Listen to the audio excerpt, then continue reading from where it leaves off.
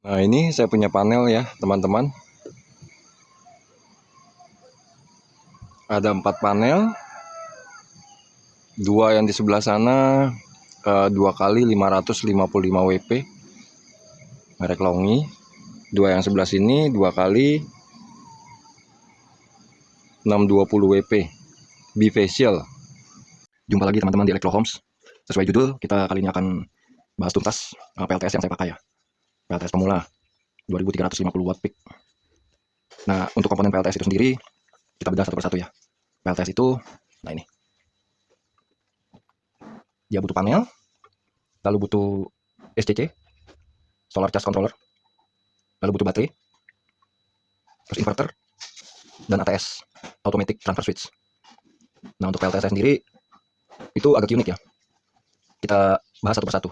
Untuk panel, kita tampilkan panel yang sudah saya rekam videonya pagi tadi di atas atap ya. Nah, ini saya punya panel ya, teman-teman.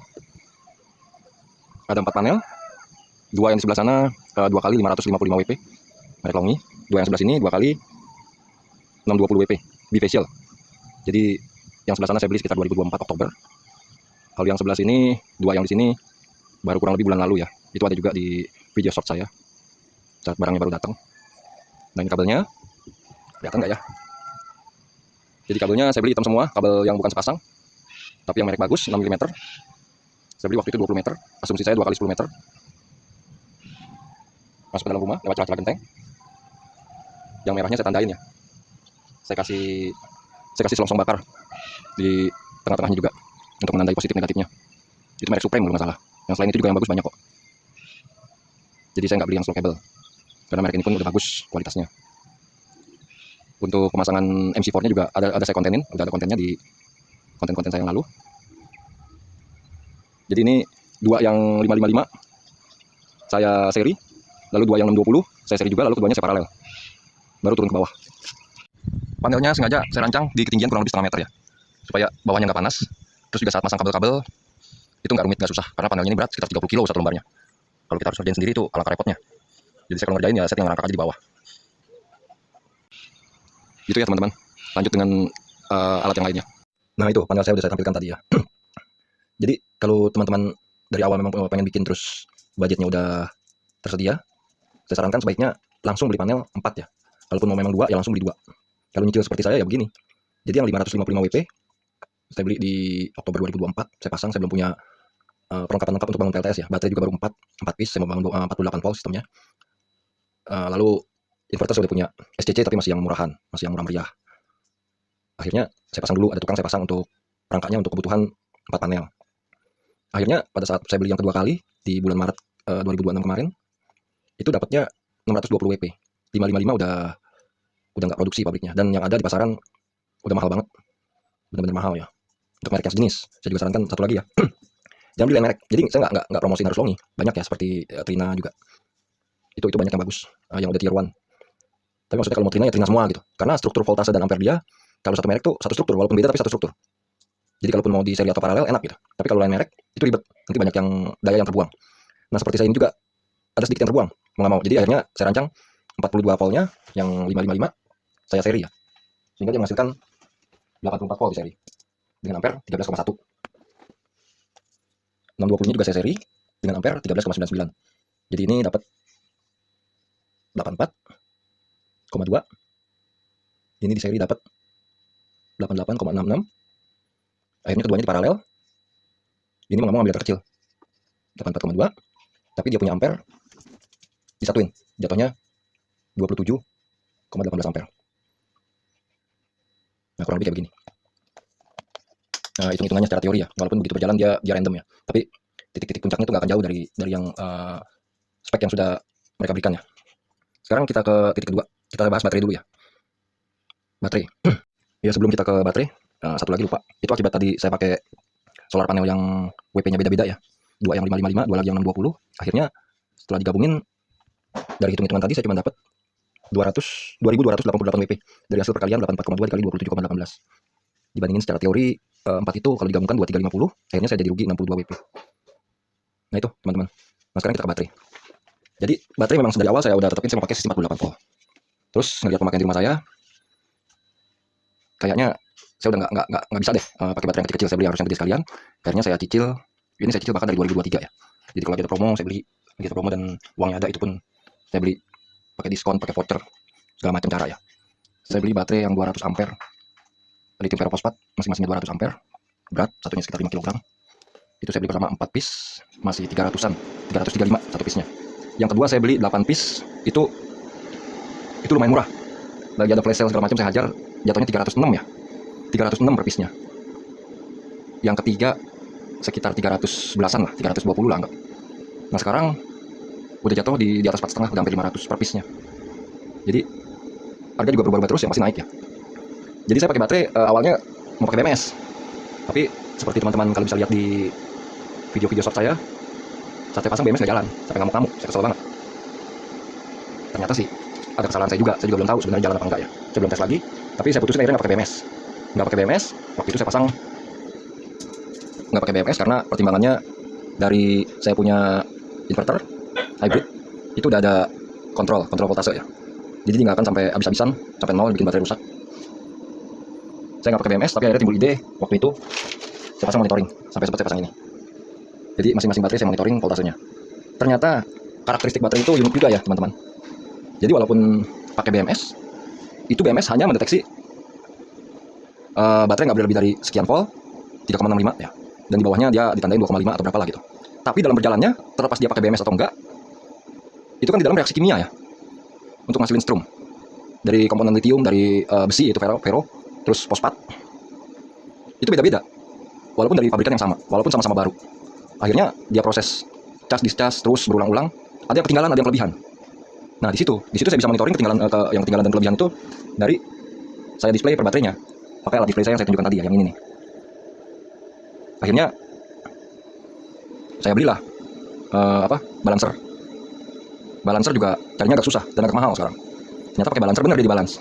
Walaupun nggak ujuk-ujuk begitu beda dikit langsung dibalance, enggak. Tapi saat dia ngisi, nanti yang sel agak tinggi itu ngisinya agak lamban atau nggak diisi, jadi yang lain nyamain dia gitu. Jadi nggak seperti teorinya ya, kalau saat ngosong juga gitu prinsipnya. Tapi intinya dia sangat membantu untuk baterai yang jomplang, yang ketinggian atau kerendahan, pakai balancer. Jadi untuk baterai ini saya punya ancang-ancang, saya pakai di sekitaran titik bawahnya sekitaran 15-20% aja, titik atasnya juga di sekitaran 80-85%. Saya bikin contekannya ya. Nah itu contekannya. Jadi kalau bisa ngeliat voltase yang dideteksi oleh meter saya nggak usah buka contekan, nggak usah buka catatan lagi, langsung lirik sini kurang lebih baterai saya berapa persen gitu. Saya tulis begini, nggak apa-apa. Intinya untuk baterai paling tidak sekarang untuk kebutuhan listrik rumah saya masih makan 1 kWh per hari. Target saya isi 100.000 itu bisa 3 bulan gitu loh. Sekarang masih 2 bulanan kurang lebih. Itu tentang baterai ya. Apalagi tentang baterai nih. Jadi baterai yang penting kalau teman-teman mau beli SCC ya belilah. Kalau perlu SCC yang canggih-canggih itu yang bisa harga hampir 1 juta kalau buat 16S, itu udah ada wifi-nya, kita bisa kontrol masing-masing sel berapa voltasenya. Tapi itu mahal, saya nggak berani, nggak ada duitnya. Maka itu saya pakai akal-akalan kayak begini. Sampai sekarang pun saya belum pakai BMS ya. Saya cukup puas pakai begini. Ini pun udah nanti kalau mau pasang BMS tinggal saya pasang. Jadi saya pakai tiap-tiap sel baterai, saya masukin di terminal Wago ini. Dari sel 1, sel 2, sel 3, sel 4, sel 5, terus sampai titik 17, yaitu 16 baterai jadi 17 titik ya. Di sini titik 17. Nah keluarannya ini nih akan paralel dengan merah ini. Sekarang masing-masing saya pakai satu untuk ke balancer. Nah ini masih tersisa lagi. Nanti saya mau pasang display atau saya mau pasang BMS, saya tinggal pakai yang ini tanpa bongkar-bongkar baterai. Ini pun kabelnya udah solid, saya pakai AWG 18, kabel yang bagus. Paling nggak untuk bisa 5 ampere, terus kabelnya juga panjangnya sama. Maka itu kalau untuk yang jaraknya pendek dia akan melengkung gini, karena ini cuma dari sini ke sini ya. Nah itu cuma dari sini ke sini. Yang paling panjang titiknya yaitu yang ini, dia ke ujung sana. Sampai dari yang paling panjang saya potong kabel semua sama. Jadi benar-benar untuk faktor kabel juga nggak ada tahanan yang beda kalau kita mau display nantinya. Ya sekian untuk baterai, cuma itu yang bisa saya bagikan untuk baterai. Sekarang kita ke poin selanjutnya, yaitu SCC dan inverter, juga ATS. Iya tadi panel udah, baterai udah, sekarang inverter. Jadi dari 2023 saya udah rakit inverter ya. 2022 malahan udah mulai tapi gagal. Dari 2023 saya rakit inverter seperti ini dengan 2 trafo SUPS. Jadi bekas-bekas saya kerja dulu ada UPS nganggur, masih jalan RS kanibal, saya ambil trafonya. Itu buktinya ya, UPS-nya tuh masih ada semua. Nah, itu cangkang-cangkangnya. Ini pun udah running, udah bagus. Nah ini, tapi belakangan dia punya modul step down-nya jebol. Akhirnya saya jadiin bahan reset karena saya udah pakai yang hybrid. Jadi sebenarnya awalnya saya mau seperti orang pada umumnya pakai inverter tersendiri. SCC juga saya udah beli, tapi masih yang murahan, masih yang kayak gini. Nggak tahu ini MPPT abal-abal atau sebenarnya PWM. Nanti ada waktu saya juga mau tes ya. Mumpung baterainya juga ada. Pengen tes efisiensi dia, MPPT atau PWM. ATS-nya juga udah ada. Ini ATS sampai sekarang terpasang dan jalan ya. Ini ATS yang udah jadi. Saya pakai 2 relaynya sama-sama 12 volt. Saya nggak pakai 220 karena cepat panas. Saya pakai 12. Defaultnya bisa dari PLN ataupun mau dari PLTS, itu bisa dirubah. Jadi nanti rencana saya kalau udah mapan benar-benar sistemnya, ini akan terpakai juga untuk inverter yang satunya. Jadi kelistrikan saya ada yang defaultnya dari PLN, kecil aja, sekedar buat lampu-lampu 30 watt satu rumah, kalau malam 50 watt. Kalau mati dia masuk ke inverter atau yang mana aja bisa diatur dari 3 panel ini. Ini bikin ATS juga nggak langsung jadi ya, saya bikin prototipnya sebelumnya, saya bikin prototipnya tuh, dibikin ternyata dia punya ini rusak, dia punya soket ini bautnya jebol. Akhirnya saya daripada soket harganya nggak berapa, ini saya nggak bongkar, saya bikin lagi ini relaynya ada yang pakai 220, ada yang pakai 12. Akhirnya saya minta pakai 12 dua-duanya supaya lampu pilotnya bisa berfungsi dari 12 volt. Akhirnya ini saya mau bongkar juga sayang, saya pikir harganya juga nggak berapa, saya beli lagi satu set dengan ini sebagai prototip, saya bikinlah yang ini gitu. Ujung-ujungnya saya beli inverter hybrid seperti ini di kurang lebih di Oktober 2025 kemarin, pas lagi ada voucher harga flash sale nggak sampai 4 juta waktu itu ya, 4 juta lebih dikit lupa saya, kurang lebih dikit lah. Ini pas untuk ukuran rumah saya, dia 3 kVA, kalau mau dibikin watt kurang lebih 2400 watt. Dia include di dalamnya udah ada 60 ampere SCC dan sudah ada ATS-nya, dan ATS-nya berfungsi baik ya, komputer nggak reset, modem nggak reset. Jadi kalau kita nggak punya panel juga, kita cuma punya alat ini dan baterai, kita udah bisa bikin IPS tapi untuk satu rumah. Mungkin baterainya nggak terlalu besar misalnya, paling nggak bisa sejam, bisa setengah jam. Kalau mati lampu langsung di backup. Dia bisa setting untuk IPS. Kalau saya setting cas hanya untuk dari solar only. Ini bisa dibikin cas dari PLN juga. Dan bisa disetting casnya mau berapa watt, berapa ampere ngambil dari PLN-nya. Saya nggak ngambil opsi itu, jadi setting-settingnya banyak ya di sini. Saya beli yang low frekuensi, jadi berat banget ini, hampir 20 kilo. Masangnya juga setengah mati nih. Jadi ada toroid di dalamnya. Yang berat mungkin toroidnya itu ya. Hampir 20 kilo lah kurang lebih lah. Saya pasang juga, saya bor, benar-benar hati-hati. Nah itu, ini merek Techfine ya. Nanti akan saya bahas sendiri bagaimana settingnya. Settingnya banyak nih, lumayan ngejelimet juga. Tapi dari hasil coba-coba, dari hasil tes ini, tes itu segala macam, akhirnya dapat juga settingan. Nah ini setting-settingnya. Opsi 01, 02, mau prioritas solar, prioritas PLN, prioritas baterai segala macam. Termasuk sampai setting cut off, setting floating, setting booster, charging, segala macam udah ada settingnya di sini. Gitu ya teman-teman, jadi di dalam ini udah ada ATS-nya dan sudah ada SCC-nya. Jadi kewajiban-kewajiban tadi yang untuk solar home system yang 3 itu, yaitu SCC, inverter dan ATS sudah tergabung dalam satu alat ini, yaitu inverter hybrid. Nah, berarti udah masuk semua ya bahasan yang pokok. Tinggal yang meritil-meritilnya, seperti MCB, AC/DC, terus kabel-kabel, terus meter. Ini yang wajib ya. Kalau yang nggak wajib ya seperti stafol, yaitu tergantung listrik rumah teman-teman semua. Kalau saya pakai stafol. Nah ini stafol saya. Tapi kalau siang hari saya nonaktifin ya, biar dia nggak kerja 24 jam. Kalau pas malam aja, ada opsi sedikit waktu PLN terpakai, ini saya hidupin. Ini kalau saya hidupin, waduh, nyeplak. Mati deh. Tinggal apa? Siang begini. Tuh, dari sananya, dari MCB PLN udah nyeplak. MCB di meter. Nggak apa-apa. Nanti akan kita bahas yang meritil-meritilnya ya, teman-teman. Saksikan terus sampai tuntas, biar sekalian tahu sampai ke detail-detailnya ya, teman-teman. Nah ini, sudah nyalain ya, dari PLN-nya. Nah, ini lampu nyala nih. Kita bahas lagi tadi ya sedikit. ATS lampu nyala, berarti PLN nyala. Dia default ke PLN. Kalau PLN mati, ini lampu 12 volt ya, nyala dari sini, termasuk juga relay. Nah, PLN mati, relaynya gerak, cetek, dia akan pindah ke inverter. Kalau nyolok, berarti ada PLN. Jadi kalau kita PLN hidup tapi pengen kita ke inverter, tinggal kita cabut aja satu 12 volt untuk relaynya. Kalau ke inverter, tinggal input dari sini, masuk ke inverter. Dulu di jalan, saya masukin ke inverter saya masukin ke sini. Nah ini, nah, tapi sekarang saya pensiunin dulu, nanti akan berfungsi kembali. Nah ini juga, berhubung stafol saya hidup, walaupun nggak dipakai, tapi dia sendiri makan 5 watt ya. Nah ini yang dari PLN 191 volt. Kalau dia dari stafol dia udah 20, dia makan watt. Tuh sama kan sekitar voltasenya 194, ini 193,2 tuh. Sama ya, dia stafolnya sendiri makan 5 watt. Kalau saya matiin, nah itu lampu ATS juga mati, dia akan 0 watt, dia numpang lewat doang. Oke, sekarang kembali ke bahasan semula. Untuk MCB yang wajib, saya pakai 2 biji MCB DC. Jadi yang satu yang dari baterai MCB DC 63 ampere, 2 volt, plus minusnya di switch ke MCB. Yang satu lagi dari solar panel, sama 63 ampere. MCB AC saya pakai 2. Untuk sistem saya ya, bukan untuk MCB AC rumah ya. Untuk MCB AC rumah itu lain lagi. Yang satu, yang ini MCB sekarang posisi off, yaitu MCB yang supply baterai listrik dari PLN, dari listrik rumah ke inverter. Jadi gunanya kalau memang nanti ada opsi cas dari PLN, kalau baterainya kurang tapi terus nggak ada matahari, dia harus nyala. Juga untuk kalau misalnya baterainya habis atau udah titik tertentu yang mana dia harus mati, dia akan pindah ke PLN otomatis. Maka itu dia perlu masukin ke sini, karena ATS-nya semua di dalam sini, di dalam inverter ini. Nah itu MCB AC. Satu lagi MCB AC-nya adalah yang dari inverter ke sistem jaringan rumah, yaitu ini. Dari inverter keluaran 220-nya saya lewatin MCB dulu ke sini, terus ada meter juga, jadi saya tahu berapa wattnya dari sini. Watt AC udah ini ya. Nah itu MCB. Lalu kabel-kabel seperti saya jelaskan di awal tadi, kabel saya beli 6 mm, setara merek Supreme kalau nggak salah. Itu waktu itu tersedia di sellernya cuma ada satu warna hitam aja. Ya udah, akhirnya saya beli itu aja.